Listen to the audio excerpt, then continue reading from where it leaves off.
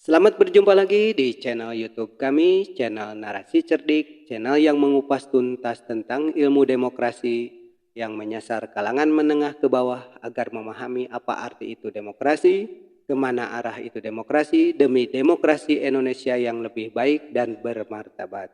Selanjutnya, teman-teman, kita akan menganalisis cuplikan video tentang Dirty Vote. Mudah-mudahan kita bisa menganalisis dengan baik. Konsekuensinya ada kan, mulai dari 3 periode lalu berakhir di mahkamah, kan semua datanya ada, kan semua ada dokumentasinya kan. Kan itu nggak mau itu, kan itu disebut dokumenter karena dokumen aja, bukan dikreasi oleh situ tentara. Tetapi yang dokumen itu nggak bisa bicara, supaya dia bicara dibuatkan narasi, supaya narasi itu akademis, dipanggil lah Bivitri, dipanggil lah Uceng, dipanggil lah Ferry Amsari. Dan itu orang-orang yang setiap hari ada di Mahkamah Konstitusi sebagai ahli. Jadi dia tahu apa yang ada di Mahkamah Konstitusi. Bukan tiba-tiba nongkrong di situ sebagai tukang bakso. Ya, teman-teman, setelah kita menyimak video tadi, cuplikannya, kita akan mencoba menganalisis isi dari video tadi. Tapi sebelumnya kita akan mengucapkan terima kasih dulu kepada aparat penegak hukum, dalam hal ini TNI dan Polri, yang masih bisa tetap menjaga kondusivitas negara kita, yang mana meskipun semakin tinggi tingkat eskalasi menjelang pemilu, apalagi ini H-1, tapi secara garis besar alhamdulillah masih terkontrol tentang keamanan situasi di negara kita. Baik, kita akan mencoba menganalisis isi dari cuplikan video tadi. Pada dasarnya isi dari video tadi yaitu tentang cerita isi dari film Dirty Vote tersebut. Pertama-tama kita akan mengapresiasi kepada para pembuat film tersebut, karena bagaimanapun isi video itu yang sampai kepada masyarakat akan menjadi dua pandangan. Tapi kita akan mencoba melihat dari satu pandangan. Pandangan di sini yaitu kita memandang film ini sebagai suatu hal yang positif. Kenapa positif? Karena kita sudah mengetahui siapa yang membuat film itu dan kredibilitas para pembuat film itu. Mereka bertiga dari para akademisi yang didukung secara kualitas keilmuan dan intelektualitasnya. Jadi kita sebagai posisi yang menerima positif dari film itu, kita merasa sebagai masyarakat tercerdaskan.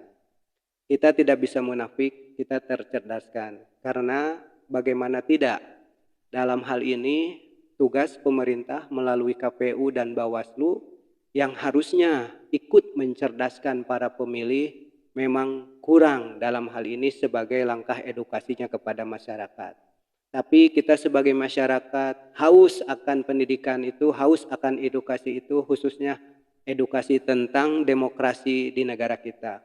Makanya kita sebagai masyarakat menyambut baik, mengapresiasi betapa masih ada kalangan akademisi yang bermoral, yang ingin menyelamatkan Indonesia dari demokrasi yang buruk menjadi demokrasi yang baik.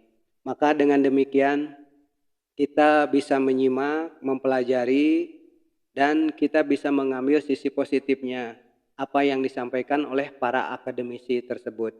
Dan kita bisa menilai bahwa akademisi itu menyampaikan yang terbaik buat kita karena didukung oleh data-data yang valid. Jadi kita bisa menyimak dari awal sampai akhir apa isi film tersebut, apa hal positifnya yang bisa kita ambil. Ternyata kalau menurut istilah bahasa, daging semua apa yang disampaikan oleh para akademisi itu.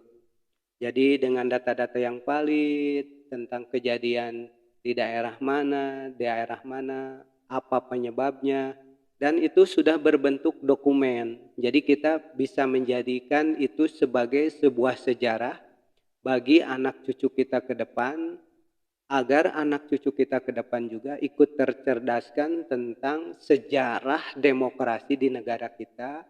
Dalam hal ini pemilu 2024 yang begitu begitu rumit dan bermasalah. Tapi mudah-mudahan kita sebagai masyarakat dengan kejadian di atas ini bisa mengambil hikmahnya agar kita sebagai masyarakat juga bisa lebih dewasa lagi. Dalam hal ini juga pemerintah bisa menerima kritikan atau saran dari akademisi atau masyarakat itu sebagai vitamin agar pemerintah itu bisa lebih baik lagi ke depannya bagaimana mengayomi masyarakat, dalam hal ini rakyat yang luas. Dalam bermasyarakat, kita di dalam masyarakat pasti banyak perbedaan pendapat. Karena itu bagian dari konsekuensi kita sebagai negara yang menganut paham demokrasi. Mungkin dari kita memberikan masukan juga kepada 3 paslon. Jadikanlah film ini bukan sebagai duri atau bukan sebagai onak atau juga sebagai batu yang menghadang para ketiga paslon ini. Tapi jadikanlah film ini untuk ketiga paslon, ambil hikmahnya, ambil manfaatnya. Karena bagaimanapun ketiga paslon ini adalah putra terbaik bangsa. Dan kita masyarakat dengan menonton film ini di hari tenang ini yang hanya beberapa jam kemudian ke depan kita akan menyalurkan aspirasi kita. Jadi kita semakin mantap pilihan kita, mana yang harus kita pilih. Jadi terima kasih sekali lagi kepada para pembuat film ini. Kita sebagai masyarakat merasa tercerdaskan. Jadi kita dalam menentukan pilihan besok hari sudah jelas, sudah bulat mana yang terbaik buat negeri ini, mana yang bisa akan menyelamatkan negeri ini untuk menghadapi Indonesia kepada tantangan yang lebih berat dan lebih besar lagi di dunia globalisasi ini. Lagi untuk pesan kepada para 3 paslon, dengan kejadian film ini diambil hikmahnya. Marilah kita bersaing kepada 3 paslon ini, bersaing secara sportif, bersaing secara fair play agar bisa menghasilkan pemilu yang baik, pemilu yang bermartabat demi Indonesia yang lebih baik lagi. Mudah-mudahan dengan film ini juga kita sebagai masyarakat menjadikan film ini implikasi yang baik, bukan implikasi yang buruknya, agar kita bisa menatap ke depan Indonesia lebih baik lagi. Mungkin itulah yang bisa kami sampaikan tentang analisis film Dirty Pot ini, karena bagaimanapun setelah kami menganalisis secara detail, terus kita juga menyimak, terus kita juga memproses, ternyata film ini sangat bagus gitu ya. Mudah-mudahan menjadi pelajaran buat kita semua. Itulah yang bisa kami sampaikan, mudah-mudahan ada manfaatnya. Kalaulah ada kesalahan kata yang kami sampaikan, itu bagian dari kesalahan pribadi yang benarnya demi kebaikan kita semua. Mari kita sambut hari besok, pemilu yang berbahagia, pemilu yang ceria agar menghasilkan pemimpin yang lebih baik untuk memimpin Indonesia ke depan sesuai cita-cita kita menuju Indonesia Emas tahun 2045 agar kita bisa ikut bersaing dengan negara-negara kuat, negara-negara berkuasa, yaitu negara-negara contoh adikuasa seperti Amerika dan China. Demikianlah yang bisa saya sampaikan, lebih kurangnya. Assalamualaikum warahmatullahi wabarakatuh.